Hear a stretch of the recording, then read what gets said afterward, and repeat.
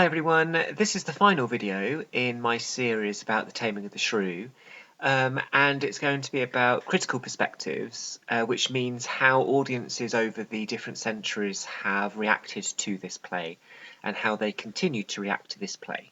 And this is quite an interesting thing to consider when you think about what the play is essentially about and how the subject matter might now conflict hugely with our modern day morals and philosophies.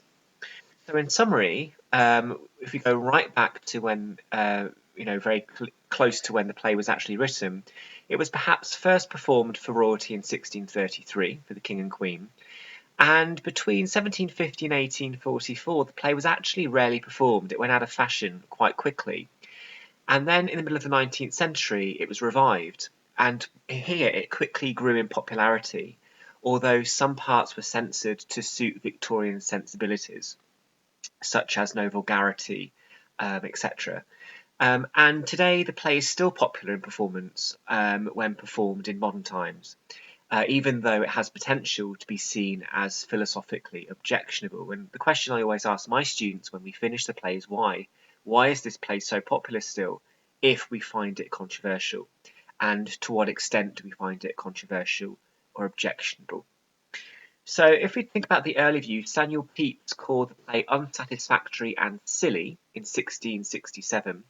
Dr. Samuel Johnson called the play sprightly and very popular.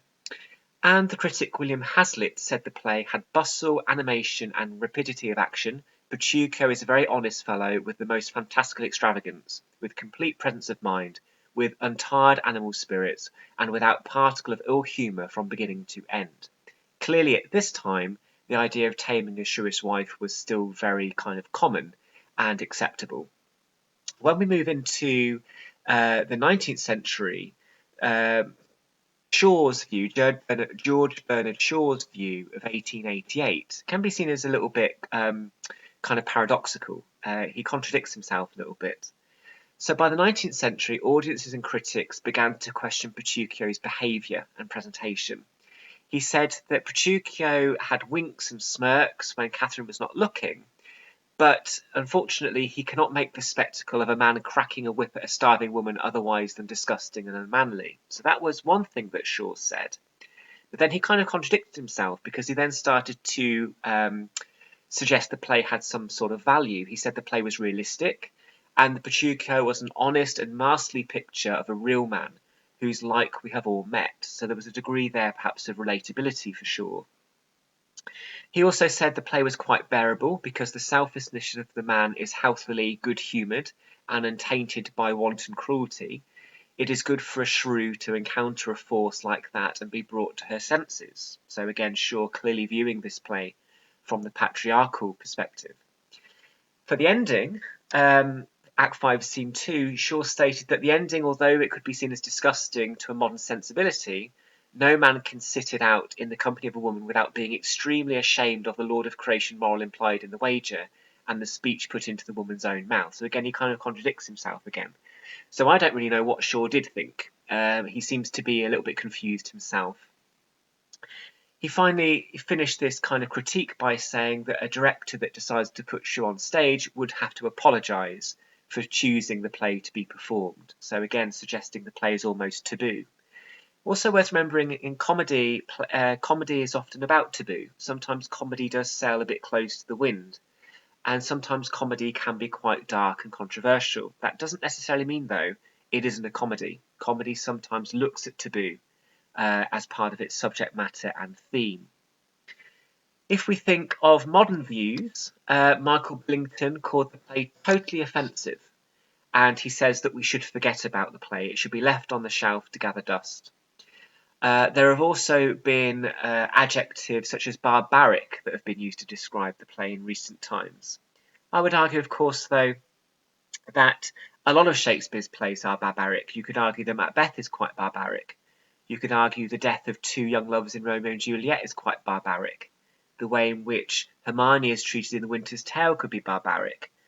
King Lear is barbaric as a father figure, and so on. So it seems to me that if we are going to be calling Shrew barbaric, we also need to be prepared to call some other plays barbaric as well.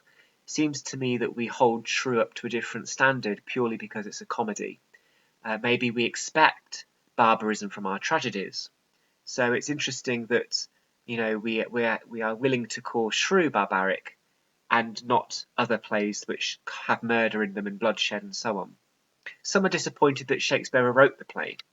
They feel really disappointed that Shakespeare, kind of England's, if not the world's playwright, ever wrote such a play.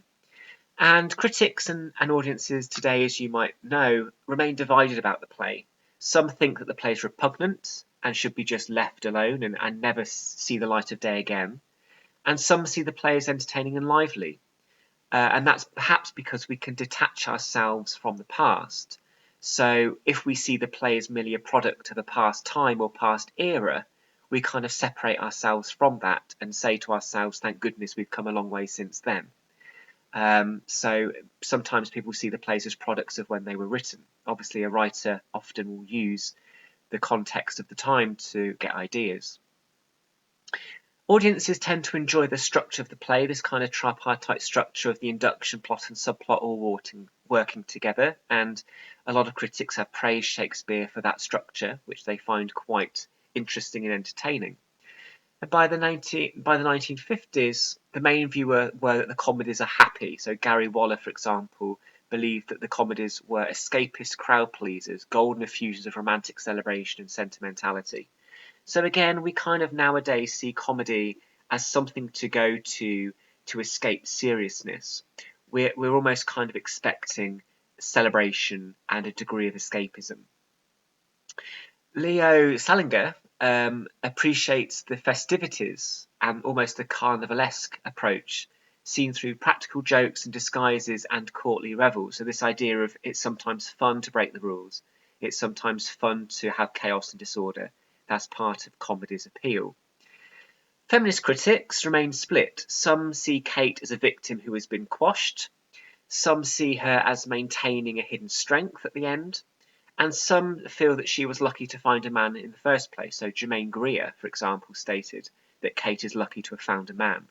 So feminist critics remain split over Kate's depiction. But one thing is clear, which is that nowadays we're more likely to see the play from Kate's perspective than Petruchio's perspective.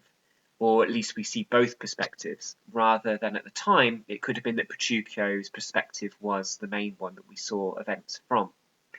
So in summary, the play remains ambiguous, and that's one of the reasons why I enjoy teaching Shrew so much. There aren't any concrete answers, and what an audience member will take from the play will depend on who that audience member is and their existing politics.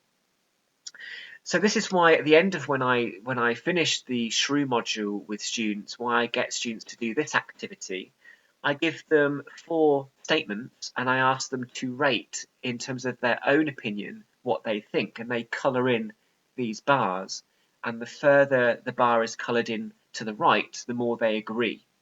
So one student, for example, might colour in the bars like this, where they kind of 75% believe the play is comedic, they think 30% or so Petruchio is evil, they think Kate is a victim mostly, and they don't think the play ends happily. Obviously, in a comedy, we expect the play to end happily. However, because the ending is very ambiguous, the question is, well, who is happy at the end? It could just be Petruchio. However, another student might think this. They might think the play isn't very funny at all. They might think that Petruchio, though, isn't very evil and cruel. They actually think he's quite funny. They don't think that Kate's a victim, but they also don't think the play ends happily either. So because obviously literature and the study of literature is based on interpretation which is subjective and based on individual personalities and individual perspectives and our politics, it means that I always encourage my students to give these kind of views because I find this interesting to know how they've reacted to the play and what they think. And the fact that there can be such variation in these views is obviously why the play remains ambiguous, because people take from the play different things. So a short video all about the critical perspectives of Shrew. Of course, there is a lot more out there. It's not very difficult to find some other quotations from other critics. You can refer to critics in the exam if you want to, but it's not the only way that you can get AO5. It's more important, I think, to give your own interpretation rather than to go into the exam and bombard the examiner with lots of quotes from critics. That's not always the best thing to do, but you can do that if you wish. Okay, so that is the last video in this series of Shrew, at least for the time being. I might return to Shrew in the future and do some more videos about it. But for the meantime, that is it. I hope you've enjoyed this series of videos about Shrew. The links to the the links to the videos are all in the bottom description box. And thank you very much for watching.